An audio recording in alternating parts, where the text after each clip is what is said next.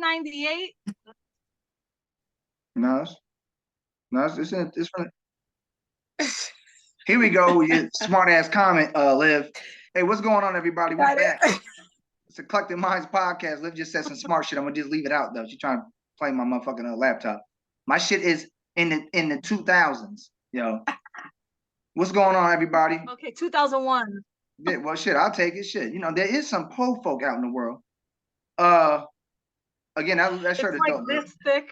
Yeah, whatever. Like a phone book. Yeah, the shit worked though. Angelica Houston, little sister. Anyway, let's introduce our guest, Asia Niema. How you doing? Hello. What's going on?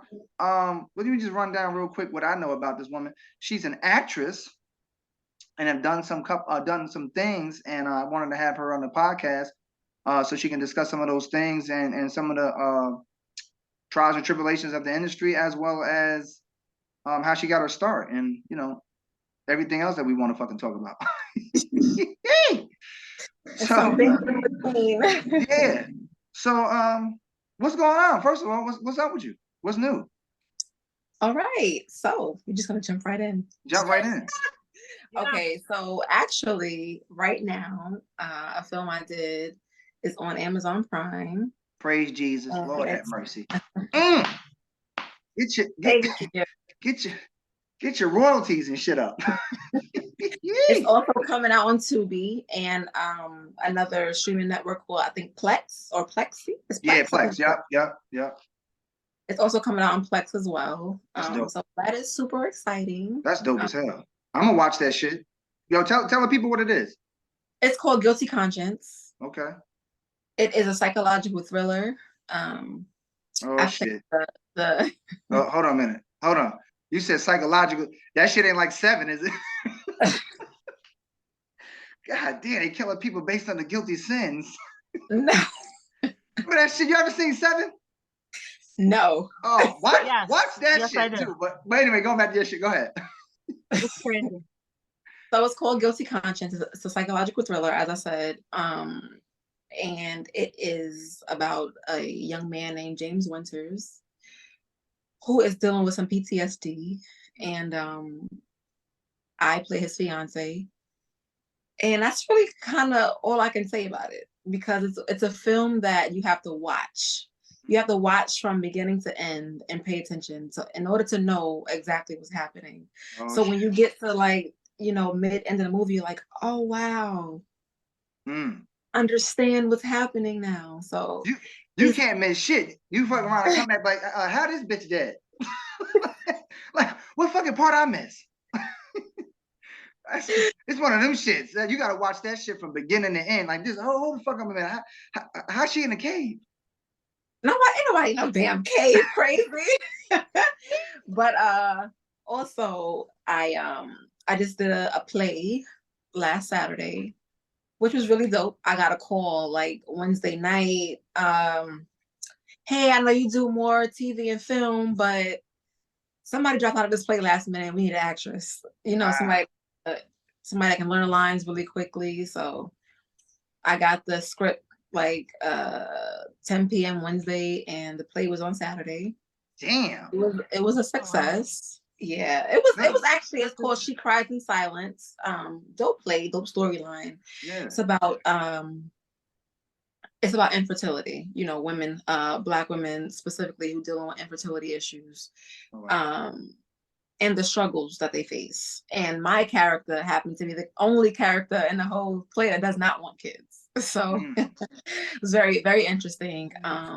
We pulled it off. And also we had a showing, and Sean Bell's, may he rest in peace, his mom actually saw the play, and she wants us to perform it again. God bless the dead. Word, that's dope. Let me ask you, how was that experience? Then they hand you this shit. You got this amount of time to prepare for. Like, how was that? Was you on edge? Any anxiety about your performance or anything like that? No anxiety. Typically, when something is meant to happen, I really don't feel anxiety. I feel peace. Okay. So honestly, it just aligned perfectly. I got the call and I was like, well, I'm not too sure. That's short notice, and I might not have a sitter. But my niece was just like, yeah, I'll watch. I'm actually free. Typically, she's not free on weekends, so she's like, yeah, I'm free. I'll keep it. And I'm just like, this Oh just yeah, kind of aligned perfectly. So yeah, I feel like it was meant to happen. that's dope. It's a part of what I've been manifesting in my life. Booking roles all 2023. So whatever comes my way, I feel like is meant for me to have. Man, you taking it. That's it, man. You ain't playing no games. That shit is just happening. Oh Absolutely. well, this shit has just happened. No, that's good. That's dope. The reason why I asked that is because I know in my past I've done a play and stuff like that too. And I remember the first time I did some shit with the play. I was a little worried about the fact the matter of remembering your lines and stuff like that. But I know you seasoned as an actress and stuff. But it is different because of it's not TV or film. It's an actual play. So what At about high school. yeah, but I say, what about the process of that? Like the process of that, whatever was you doing the things you normally do when you be doing the film and TV or no? Well, actually, the following day was rehearsal. So Damn. that he's like, yeah, we have rehearsal tomorrow, actually, if you can make it. And I'm like, I have to bring my son if that's okay. Yeah. And that it was fine. So, Yeah. you know, he sat in the audience and he watched me. He's like, go, mommy. And I'm like, shh. That's dope. That's dope. Then, That's then dope. he goes, Yeah. mommy, I like you better than all those other people on the stage. I support you. That's some shit. But But as far as learning the lines, repetition. yeah. Repetition. Like, honestly, it wasn't too crazy. Like it wasn't loaded. But I did challenge myself because there was a scene that they took out of the play Mm. because they didn't think that I was going to be able to learn it in time. And I was like, when I read it, I was like, no, I like this. And I think that it adds to the character and it needs to be there. Yeah. So I challenged myself to really, and it was more of an improv. Like the script was just like kind of sort of a play-by-play of what we're speaking about. Like this is what the Yeah. conversation is about, but you don't have to say the lines verbatim. Okay. And the guy who played my husband, we rehearsed Friday night and we just said, let's go for it. And it We gel. just do it. It gel. It Ain't did. that like you said, ain't that beautiful how that just came together and stuff like that, and you didn't have much preparation time. You had, some things going on in your personal life. You had to bring your son, stuff like that. But it just all worked out. It just It worked out. did. It did. It just worked out. That's God for me. Mm. Yeah, I That mean, is I, that's the intention I put out. I would So have to agree. I think that's God too, because like you said, it just worked. It was meant to be, and it happened. Um, and they reached out to you. So apparently they've been looking at your work, or somebody said something about your work. well, it was somebody who was in the play that I know personally. There it is. She reached out to me and she was like, well, I think you should, call the writer because she's looking for someone. So I sent her my information and the rest was history. You see it, people. Collective Minds podcast. This is what we do, right? We getting actresses and shit that's getting booked, got movies on Amazon and all this other shit that's going on. That's beautiful. Yeah, I got another movie too. I'll be working on really soon. Yeah. This month, the end of this month is our first table read. Out in Philly. It's called Work Bay 2. Part 1 is already on Tubi if you want to check it out. It's called Work Bay. I'll be in part 2. Okay. All right, yeah, I'm gonna look at that. I'll be watching Tubi shit. They be trying to play Tubi and shit though. Talking about the shooting ain't real, the just ain't whooping people ass ain't real. And some of that shit do. I'm like, God damn. You know what? What the fuck was the budget? Let me explain, Jose, because a lot of people don't understand what goes into filmmaking. They don't understand when you don't have a budget. They don't understand the things that we do to actually bring the film together. Now, some stuff just be looking crazy, like it was filmed on a phone. And granted, hey, what's that line? Create, don't wait. Yeah. You know, whatever you want to see, put it out there. Yeah. You can't wait for people to give you opportunities. You got to seize the moment, and you know, so filmmaking is expensive. Okay, Yeah, it the is. lights are expensive. It's like $1,500 for one light, just one, Damn. or maybe two, or like, but it's expensive It's regardless. expensive. Yeah. The camera equipment, if you don't have your own equipment, extremely expensive. If you don't have a sound person, sound is like, a lot of things are forgivable within a film. Like, you can forgive if it's low budget, if it's a good storyline, but if you can't hear, if the sound is not there, True you're indeed. totally disconnected. You're disconnected. Yeah, because your ass be watching a silent movie. Yeah, pretty much. It's like, what the fuck? So, Where's the sound? yeah, Yeah, sound no, is yeah, important. It's important. And it matters. yeah, a lot, So a lot. all of those things cost a lot of money, like that. The film Guilty Conscience, the sound guy was $400 a day. Yeah, see, yeah. I mean, the thing about, see, listen, I ain't got no problem. Like, you know what I'm saying? If the shit is what it is on Tubi, whatever, you know, what I like to see is like what you just said, to create, you know, create, don't wait. I just like to see, you know, what people can actually put together. You know, and if it's quality or sub quality, at the end of the day, it's like, you know, they still putting something together. It took some time to put this together. It took some resources, people to put this together and stuff like that. And in the day is that, you know, you got to start somewhere. You got to start somewhere. And Absolutely. and I think that shit is important. And like you said, create, don't wait. I like that. I like that catchphrase. Yeah, I got that from Ernestine Morrison. Yeah, that's dope. She's a poet, actress, and she does something I think it's called like Greenlit ATL out in Atlanta. And I follow her page, and she always has that create, don't wait. I'm like, yo, you know, I really like that, because I think for so many years I was waiting for an opportunity, like for somebody to just hand something to me, and it's like, that's unrealistic. You know, what are the odds that somebody's gonna walk down a block and see you and be like, hey, I think you'll be great in my movie. You know what I'm saying? So it's like, even audition, going on auditions, it's like, you may audition 100 times and maybe get 1 or 2 yeses. Yeah. You know, that's the name of the game. Yeah. Let me stop you for a minute there. Liv, you back? I'm back. All right, cool. Yeah, listen, everybody, we having some technical difficulties. We having some technical Spectrum difficulties. got me feeling like I'm stealing Wi-Fi. I know that shit. Quick word. What she says. Spectrum got her That feeling Teddy like Riley. she's stealing Wi-Fi. Word. I think it's the weather.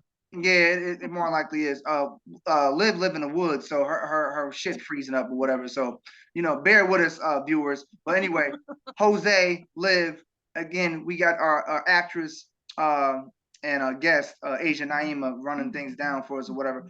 Liv, jump in and ask a question before your motherfucking wires freeze up or some shit. Some shit. Don't do her like that. So, what? She licking the wires and shit outside. This gonna work. Would you shut up? I'm sorry. Go ahead.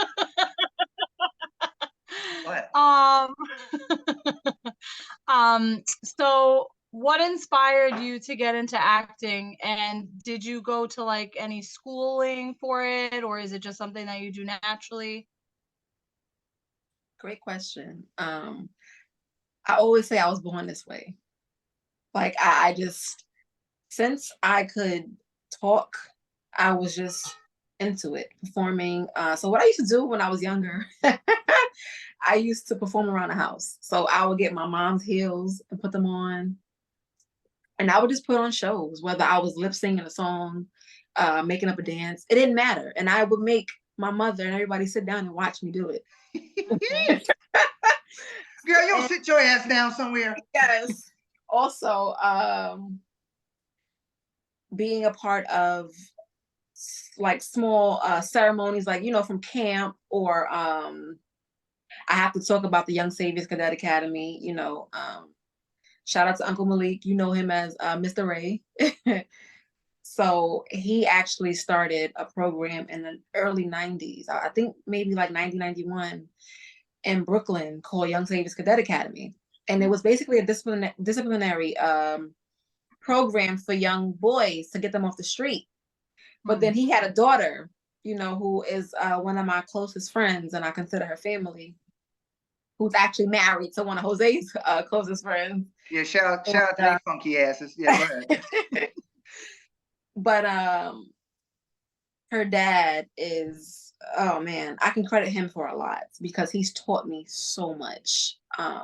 So I think that it was always within me, but being part of that program, we used to perform. We used to have a segment called Brother Last Word, Sister Last Word, where we would do poetry. We had something called the Great Kings and Queens of Africa, where we would actually perform. He would make our clothing, and we would actually perform. So that opened me up because I used to be a really shy kid. Wow. So it opened me up. Sorry, give me one moment. I'm in an interview. Sorry about that. It really opened me up to perform and to know that it's okay to be nervous, as long as even if I get nervous now, I'm like, okay, the show must go on.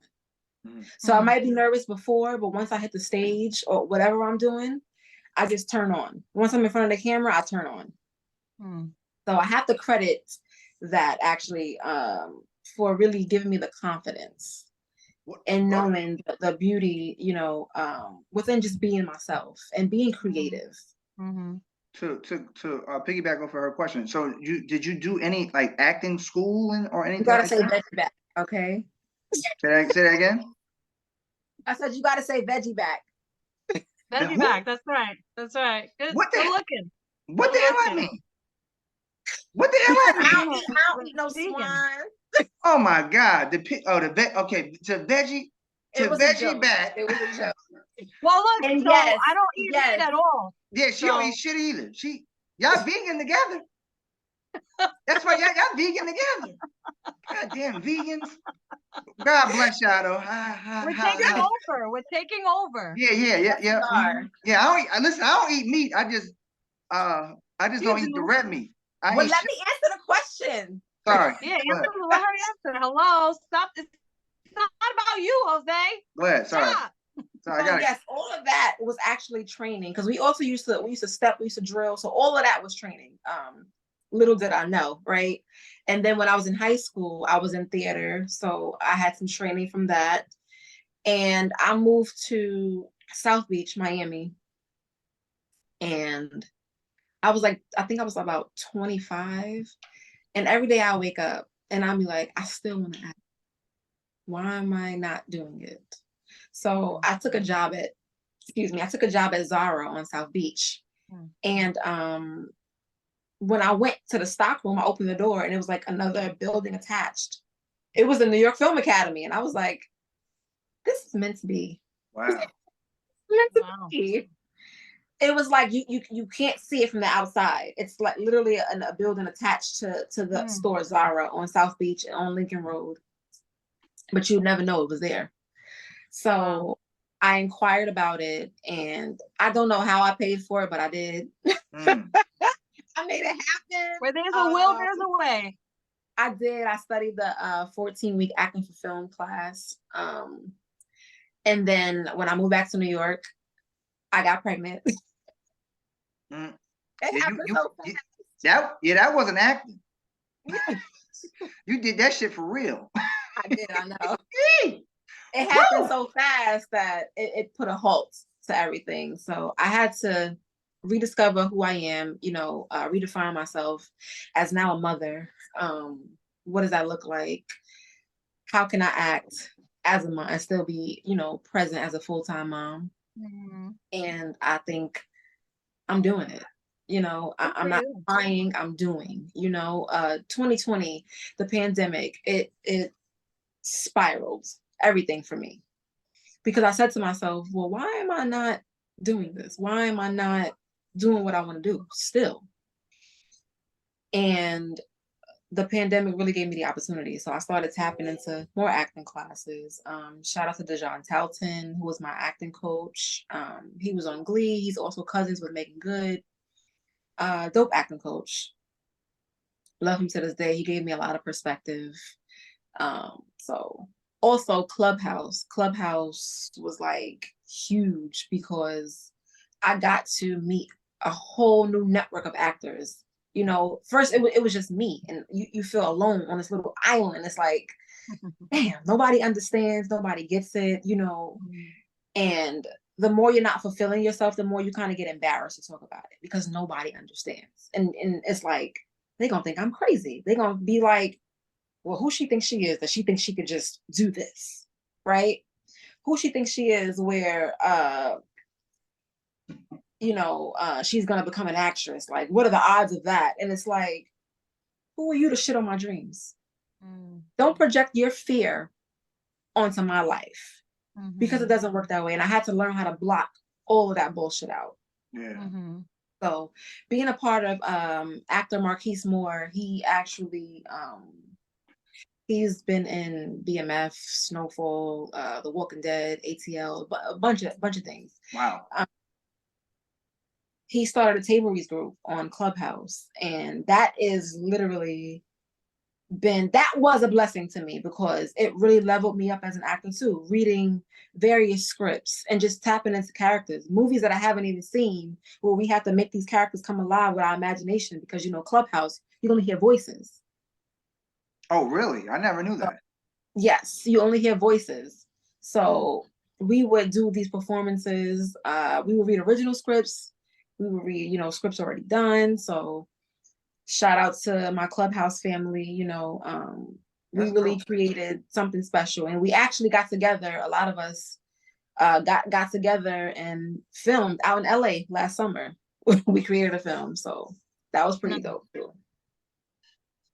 Oh, dope. Go ahead, Liv. As of right now, like from where you started to up until this point, what's been your most memorable job? Probably Guilty Conscience. Okay. Why? Simply because that was my first feature film. Okay. And just the environment on set. Everybody was a pleasure to work with. Literally everybody. Even when I did a web series, even though we had the DP, the camera guy, he canceled on us, you know, just randomly, so we weren't able to finish it. But that was also a pleasure to work on. But I would have to say the film for sure, because it was my first paid job, first feature film, and my first time being a lead female. So all of those aspects, and then it was heavy, a lot of heavy scenes in the film as well. So it really pushed me to believe in myself even more and say, like, you got this. You can do this. You can, you know? And just like I said, everybody was a pleasure to work with. The professionalism was top tier, and we had a great time on set. That's dope. I mean, don't that just make it all easy? It just makes it easier when things is working together. You got you're gelling, the synergies there, and you ain't gotta be like go on set and be like, who the fuck ate my food in the refrigerator? One of you motherfuckers ate my food. You seen my name on the bag. I know one of you motherfuckers ate my food. No, because all of that was taken care of. It was taken care of. Whatever we wanted to eat, you know. The writer, director, he took care of us. He made sure, like, he paid for our food, whatever we wanted, you know, transportation, and we also got paid for the work we did. That's so damn. You don't get no better than that shit. They take applications. Shit, we don't do that. We don't get all that shit at work. What the fuck? Let me ask you this though. So you talk about the you know, the good experience with that, everybody working together and stuff like that. Have you had any bad experiences? Like when, you know, like people like, God damn, why you in a movie again? Why you in a movie? Why? Come on now, Castro, you gonna ask me that? I'm just saying, like, you know, you don't have to get into detail. Like, Trinisha was fucking up the film we did last month. But what, just like, what, like, because I know y'all work, you know, a lot of people don't know this too. Like, y'all be putting a lot of hours in to do them damn films, man, in those, you know, in those projects and stuff like that. It ain't no motherfucking 7 hours and y'all go home. No, it'd be like 12 to 16-hour days. Yes. The time card be like, let me punch this shit 3 more times and shit. Yeah. But no, I'm serious. Like, just just like, for people out there that don't know, you know what I'm saying? You gotta have the good with the bad at times. We're not trying to deter Absolutely. people. But like, what was a trying time, maybe like on set one time? You got any stories?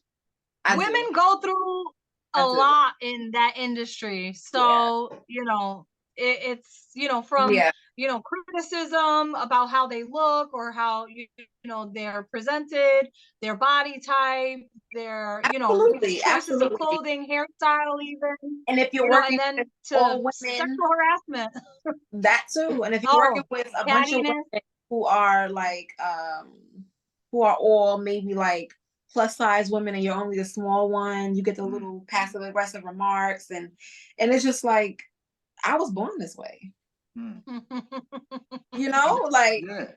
I didn't do anything to make myself skinny. I was born this way. Yeah, like bitch, I ain't mad you eat rib tips. I was still skinny.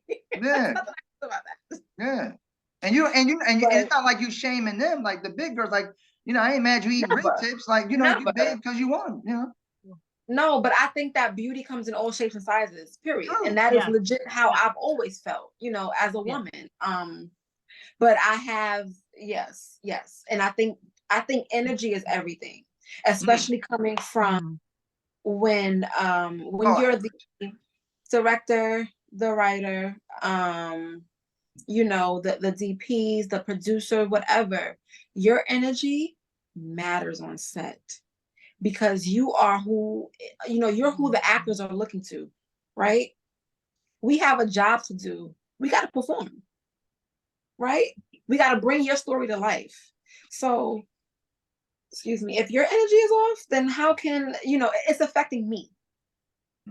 It's like a trickle down effect. You know what I'm saying? Yeah. So if their energy is off, it can throw the whole production off. And everybody is just, walking around. The energy is just draining, right? It's kind of like just sucking the life out of you. And you just kind of feel like, I signed up for this. This is the job. Or, I gotta push through and I gotta get through it. I have had a time where I acted unaccordingly on set. And am I proud of it? No. I think what made me more upset was the fact that I was like, damn, I thought I healed that, but I can still get triggered, obviously. Thought I did healing work, but but I still got some work to do on me because we all human. We all fall short. That's right. Absolutely. You ain't catching no charges, right? Then you good. I'm too cute for jail now. Exactly. I'm saying, as long as your ass wasn't in the Bing, you good. Your ass like this. As long as you avoided them court cases, that's all that matters. Shit. Right. Now, are there any like red flags when you go onto a set that you notice right away that make you think like, damn, maybe I shouldn't have done this? Like when you walk in, is there anything that you notice right away that helps you to determine if it's going to be a good shoot or a not so good shoot? Yeah, it goes back to what I said before, energy. Yeah. Thank God, most of the sets I've worked on have been, whether it was modeling, acting, everything has been great. Thank God, like seriously, because I know that there's gonna be more where it's just like, all right. Yeah. But I'm very fortunate to have really worked with some good people and who actually know that these things matter and they care about their actors. You know what I'm saying? They care about how we feel and how we are, like how we're presenting. Because they understand it's like, even though we are portraying another character, how we feel internally still matters. Hell yeah, because y'all bringing the story to life. It still matters, how we can tap into ourselves. Yeah. Oh, hell yeah, that matters. Especially like you said earlier, and what I alluded to too. I mean, it's 16-hour days. You saying y'all pulling that shit? What? I don't give a damn what job you doing. That's a long ass day. Yeah, because scripts are broken down. So let's say your script is like 80 something pages, right? You got to break it down scene by scene.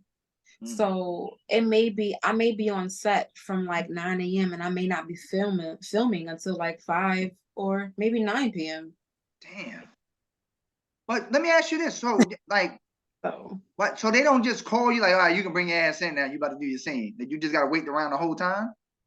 every set operates differently. Like Okay. obviously, I'm pretty sure like larger Hollywood sets, it's probably like specific call times, and you know, you don't have to be there. But I will want to say when it's like indie films, a lot of times it's all hands on deck. Yeah. So you know, we may need help in this area. If you're not shooting, can you help with this? Can you slate, which is, you know, having a little cinema thing and Action. act one, yes. Act one, Yeah. scene two, slate. Yeah. So, you know, can you I can do that shit. that?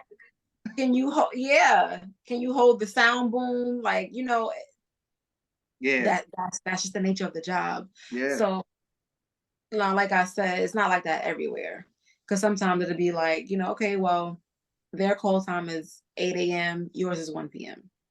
So you show up to set, you know, when it's your time. Yeah, I find that all interesting too. Like you said, with the indie films and stuff like that, all hands on deck. You know, everybody got to play their part to make it, you know, to make it happen, make it come to life.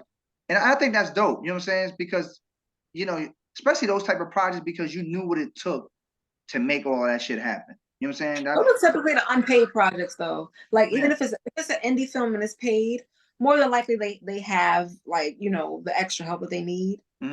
But if it's unpaid, like my first project is gonna be unpaid because I ain't got no money to pay nobody. Yeah. But I got some hors d'oeuvres. You want some hors d'oeuvres, motherfucker? I got some hors d'oeuvres. I'm gonna make sure that I feed people and that they are comfortable and that the energy is right. You know, that and that everybody is comfortable. So they can show up. You know, people need to know that you care about them. It's just vegan delicacies. That's just all. That's it. That's all. Now you know me. No, don't do that. It's just gonna be vegan. Ain't nothing more delicious. Ain't nothing more delicious. I got the dessert. Listen, I got vegan shit. If y'all ain't gonna eat this, y'all ain't eat nothing.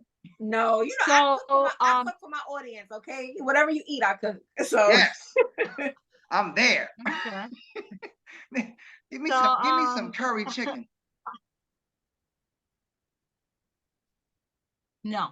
No curry chicken. That wasn't chicken. That was cat muscle. No, I'm joking. I don't even want to talk about non-vegan food. Are you working? Do you have any projects that you're working on, like for independent eventually? I know because like independent projects typically take like years to come to fruition. So do you have anything that's kind of like you're brainstorming right now? You mean like me personally of my own? You personally, yes, your own project. Yes, I do actually. So it's like so nerve-wracking. It's good for you. But I'm super excited. Yeah. No, good for you. It's awesome. Yeah, I was actually speaking about it a little earlier to Jose. Just something that I'm passionate about, you know, image, right? The imagery that we see of Black people, it's the same over and over and over, and it's kind of, you become desensitized to the bullshit. Yes. And I hate it. I hate it. I do. Yeah. So I had all these ideas, and I'm a person that I would have 1,000 ideas in my head, and it's just going like this. And I'm like, oh my God, okay, stop, sit down, focus, write the shit down, okay? So I said, you know what? I can write. I can do this. And I have people who do know how to write that got my back, okay? But the idea that I have is just, you know, a short film surrounding Black love.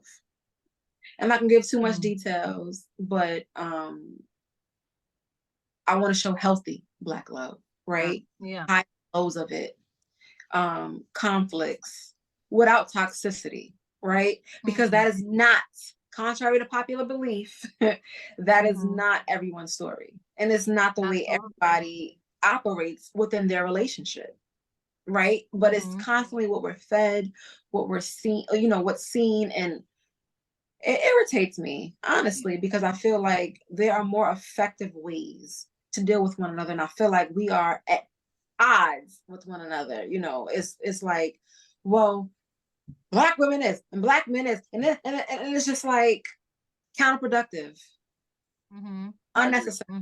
Let's talk about solutions. How can we come together and fix this problem, right? And also talking about creating what I want to see on screen.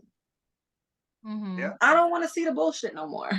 I want to see something that's real. You know, I don't want it to be fairy tale either, because that's not realistic, right? Right. That's what I still wanted to have conflicts, show highs and lows, but also coming together, effective communication, partnership, trust, you know? So that is what, you know, my short film is going to be about. I have a friend, he's amazing. He is a writer, he's a rapper, he is a videographer, photographer. Damn. So I reached out to him, yeah, and he is super talented. Shout out to LA Wins, he's super talented. So I reached out to him like, hey, you know, I got these ideas in my head, I got this script, you know, you down to collab? He was like, say no more, like, you know, whatever you need. That's dope. And I'm just like, you know, I might need help writing, you know. I might need your help. This is my first time. That's great. That's great. That's great. Let me ask you this before we wrap this interview up and stuff like that. And it's been a pleasure you being here, and I appreciate this and your insight. But this the question that I know that viewers are gonna want to have answered.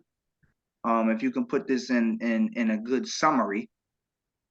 Anybody that want to get into your, you know, your field, acting and stuff like that, being an actress and stuff, what advice would you tell them? Like, hey, here it is. What would you what would be that advice? What would that advice be? So something that I learned is that you can't really advise other actors. Why? Because everybody's journey is different. And I think you'll hear any actor that's made it, any actor that's trying, any actor that's almost there, they're all going to say the same thing. Everybody's journey is different. However, use your resources, right? Google is free. Okay. Classes, get into classes. Training is important. Halle Berry takes acting classes, you know, like for roles. The major stars take acting classes for certain roles. So what would make you think that you can just jump into it and not study? You know, reading books, absolutely. But I would really say studying for me comes from watching film. So I watch it and I study the actors. I study their reactions, and I sit and I really watch what they're doing. Listening is a huge part of acting. Really listening, because you're not listening to react. You are listening to react, but you also want it to be as natural as possible, right? So I think that if you have effective listening skills, you'll be fine. And definitely get into classes. That is I think that's one of the most important things. But you want to take the right classes because they have, I think they have like now, because a lot of things are self-taping, right? Since COVID, that brought the whole self-tape situation. So they have classes for that. But you want to get into kind of like beginning actor classes, or classes that are really going to help you do script breakdown, you know, learning how to understand, exactly what's being asked of you, what's going on. Because people are like, oh, it's easy. It's not necessarily easy. Okay, because you really got to know what the fuck is going on. So Word. And there's nothing easy about a 16-hour day. Hell no. You can say that shit again, Liv. 16 hours? Man, shit. I'd be like, you know what it is? A lot of time it can be set up. by the time the camera's set up and you got the angles and the lighting and everything perfectly, you may have lost an hour and a half, maybe 2 hours, right? And then by the time you're actually filming and doing more than one take, that takes up time as well. So Hell then yeah. by know it, you done lost 5 hours and you still on this first scene and you like, holy shit, I'm far behind. I got, we got to pick up. Next thing you know, you on set 13, 14 hours and I'm just like, woo. Like, no, I told you to hold her leg up like this. You keep fucking, you got the wrong leg, motherfucker. It's the right one. But there's so many actors now offering classes. Wrong film. Pervert. We see where his head is at, right? No, listen. I'm talking about. Right? No. When I say that shit, because some of the, I'm gonna do real quick. Some of the stuff that I always see about some of my favorite actors and actresses, like he's on Power and all these shows and stuff like the sex scenes and stuff like that, and how uncomfortable they are, and this, that, and the third, or whatever, and how many times, like she was just talking about, how many times they got to do the takes and it. You would think some shit like that, you just do it just quick and it just happens. They be doing that shit mad times. No. Like I had a kissing scene in Guilty Conscience, and we literally. I was like, again, are you shitting me right now? And let me ask you, like, why did it take that long? Angles. Yeah, they got angles.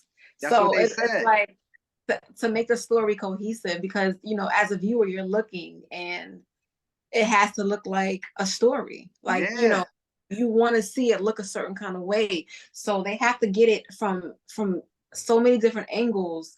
So when editing, it's like, okay, we got this shot, we got that shot, we got this shot. You basically cover all bases. So that's crazy you said that, because that's exactly what I was watching the making of a couple of seasons of Power, the different shows. You know what I'm saying, with Omari Hardwick, and then the one with Power Book 2, and they were saying about how the sex scenes be like the most.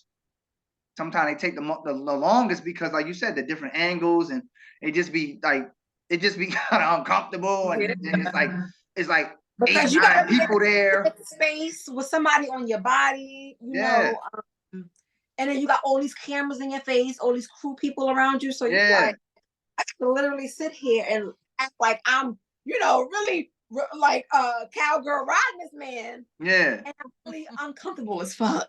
Yeah. So that shit is crazy. That's crazy how you said that about a kiss scene. That's crazy. Asia, it's been a pleasure. I really want to get you on the show. We talked to Liv. Liv was like, it's gonna be dope. Your perspective, you as an actress, much respect and love to you for you just putting yourself out there and doing this, because like you said, that shit it's not easy. Even the sacrifices that you make to even do your craft is not easy. Where can people, contact you, look you up, stuff that you already have out? Where can they find this up and this information? You can contact me, simply_Asia on Instagram. Follow me, okay? Nah. But as I said, Guilty Conscience is on Amazon Prime. It's also about to be released on Tubi and Plex. So super excited about that. I think Liv might have missed about my other film that I'm about to be working on, called Work Bay 2. That's also going to be released on Tubi. So I'm excited about that. And then I am currently writing my first short film. So that's dope. Yes. Yeah, watch all that shit. I'm gonna watch that shit too, because that's dope. I wanna see, how you was doing your thing and that shit. That's exciting, man. That's exciting.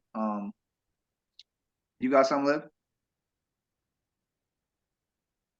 Yeah, much continued success. I hope that you get to where you want to be, and maybe in the future I have a friend who's a really good friend of mine. He writes plays and stuff, so maybe in the future we can connect the two of you. I know he's busy with a tour right now, but he's a pretty good writer. He just did a one woman show. There was 81 characters, so that was pretty dope. Yeah, he's up and Yeah. coming. He did a lot of off-Broadway stuff. So he's making his name. That's Oh, good for So yeah, him. it'd yeah. be That's great. absolutely, Yeah. absolutely. Look at that Yeah, plug. yeah. Look, getting plugged and shit. Yeah, she about to. Y'all about to put the people together and shit. Plug That's what me, that's what okay? eclectic minds do. God damn it, we want to put the people together. But That's yo, right. Look, when you put good people together, beautiful things happen, right? that's true. Praise Jesus. Absolutely. Lord I have hope I answered mercy. your questions effectively. Praise Of Jesus. course. Oh hell yeah, you Of did, course. and you know yeah, you did. You did. Well, we appreciate you and for having you It's taking my your first time. interview, so Say that again. I said it's my Yeah. first interview, so Well, shit. Well, I'm glad Welcome. you gave it to us. Shit, you know what I'm saying? Shit, it's up from here. Shit. absolutely. Word. Liv, tell the viewers and stuff like that, where they can find our stuff at. You can find us on Facebook and Instagram, Eclectic Minds Podcast, and you can send us your questions, comments, recommendations, topic suggestions. If you want us to interview somebody, don't hesitate to let us know. Hit us up, Eclectic Minds Podcast 2019 at gmail.com. And we we are on YouTube as well. yeah, definitely YouTube. Definitely SoundCloud, watch the YouTube. all your podcast platforms. That as well. You watch the YouTube videos, like, subscribe, all that shit. We had some Share. technical difficulties with some stuff, but we want to have Liv here. Yeah, and I stuff had like some that. technical difficulties. They found out I was stealing Wi-Fi, so they cut me off. Yeah, what she said. I'm not. She still got Time Warner where the fuck she live at. No. But They better mind their business and let you steal in peace. word. But No, Spectrum makes me the amount you pay for internet. They make me feel like I'm stealing Wi-Fi. Yeah, hell That's yeah. crazy. For the amount we pay, that shit shouldn't have no It's issue. $100 a month just for internet. Yeah, that shit crazy, man. Like, yeah. Yeah, and then they wondering why people sit up there on the pole outside. That might be you, buddy. Look, no, the fuck it ain't. And now listen, I just told my coworkers the other day, one rule about me, I don't go to jail for nobody. Nigga Jose here on the pole. That shit ain't never gonna happen. Tyreek might be on the pole, but not my black ass. Did he go? Did he go right there? No, that shit ain't gonna be me. Fuck that. But yeah, but we appreciate y'all, man. Always support and stuff like that. And I guess again, special thanks and shout out to you, Miss Asia Niema, for coming on here and dropping your words of wisdom and your experience. Thank you. I appreciate it. Thank you. I appreciate y'all. Like I said, it's Eclectic Minds Podcast. Y'all make sure y'all subscribe, like, you know what I'm saying? We appreciate y'all, man. It's gonna get better and better from here. We appreciate y'all. Absolutely. Yup. Peace.